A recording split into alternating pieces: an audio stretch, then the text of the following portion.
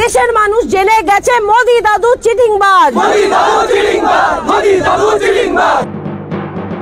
শুরু হয়ে গেল মোদি পতনের ডাক।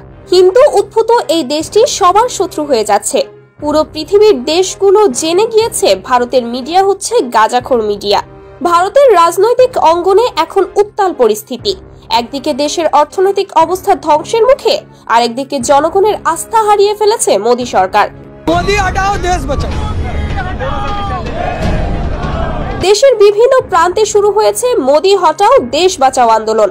গণতন্ত্রের এই ক্রান্তিকালে ভারতের ভবিষ্যৎ নিয়ে সংখ্যা প্রকাশ করছেন বিশ্লেষকরা। বিভিন্ন রাজ্যে কৃষক, ব্যবসায়ী এবং সাধারণ জনগণ একত্র হয়ে মোদি সরকারের ভুল নীতির বিরুদ্ধে সোচ্চার হয়েছে। এই যে আমরা বাংলাদেশ, পাকিস্তান, ভারত একটা দলবদ্ধ হয়ে আমরা এই যে কাজটা করছি, এটা খুবই খারাপ কাজ করছি। সবাই মিলেমিশে থাকা উচিত আমার পক্ষে, কিন্তু এরা যেটাই করছে এটা খুব অন্যায় কাজ করছে, এটা সংশোধন করা উচিত। দিল্লি, কলকাতা, মুম্বাই সহ বড় বড় শহরে পোস্টারে লেখা মোদি হটাও গণতন্ত্র বাঁচাও, এগুলো 11টি ভাষায় ছাপা হয়েছে এবং পুরো দেশে ছড়িয়ে পড়েছে। কৃষকরা বলছে আমাদের ফসল নষ্ট হচ্ছে, আমরা পেট চালাতে পারছি না, আর মোদি সরকার শুধু রাজনৈতিক লড়াইয়ে ব্যস্ত। বিরোধী দলগুলো এবার মোদি সরকারকে ক্ষমতা থেকে সরাতে সর্বোচ্চ প্রচেষ্টা চালাচ্ছে। কংগ্রেস, পিডিএস এবং অন্যান্য আঞ্চলিক দলগুলো একসাথে কাজ করছে। তাদের দাবি মোদি সরকারের পতন না হলে ভারতের গণতন্ত্র ধ্বংস হয়ে যাবে। পিডিএস নেতা সমীর পুততুন্ডু বলেন, এই ফ্যাসিস্ট শক্তিকে হারাতে হবে, না হলে দেশ আর কোনোদিন সুষ্ঠু নির্বাচন দেখতে পাবে না। কান খুলে শোন বলছি, আজ বিজেপি দাঙ্গাবাজ, আম জনতা বলছে দেখো মোদি দাদু চিটিংবাজ।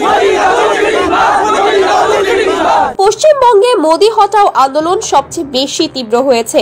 রাজ্যের প্রাক্তন মন্ত্রী পূর্ণেন্দু বসু বলেছেন, মোদি সরকারের ভুল নীতির কারণে শুধু পশ্চিমবঙ্গ নয়, পুরো দেশের অর্থনীতি মুখ থুবড়ে পড়েছে। দেশের গণতন্ত্র বাঁচাতে হলে এই সরকারকে সরাতেই হবে। ভারতের শীর্ষস্থানীয় গণমাধ্যমগুলো মোদি সরকারের কঠোর সমালোচনা করছে। Times of India, Indian express এবং আনন্দবাজার পত্রিকা বলছে, মোদি সরকার গণতন্ত্রের নামে একতন্ত্র চালাচ্ছে। জনগণের ভোটাধিকার রক্ষা করতে হলে এই সরকারকে সরাতে হবে। মোদি সরকারের বিরুদ্ধে গণ আন্দোলন ক্রমেই তীব্র হচ্ছে। রাজনৈতিক বিশ্লেষকরা বলছেন, আসন্ন নির্বাচন হবে মোদি সরকারের জন্য একটি বড় চ্যালেঞ্জ। যদি জনগণ এবার পরিবর্তন না আনে, তবে ভারতের গণতন্ত্র পুরোপুরি ধ্বংস হয়ে যাবে। এটা ওদের মন মানসিকতা খারাপ, ওরা মনের মানুষ না, ওরা অমানুষ বলে এরকম ব্যবহার করছে।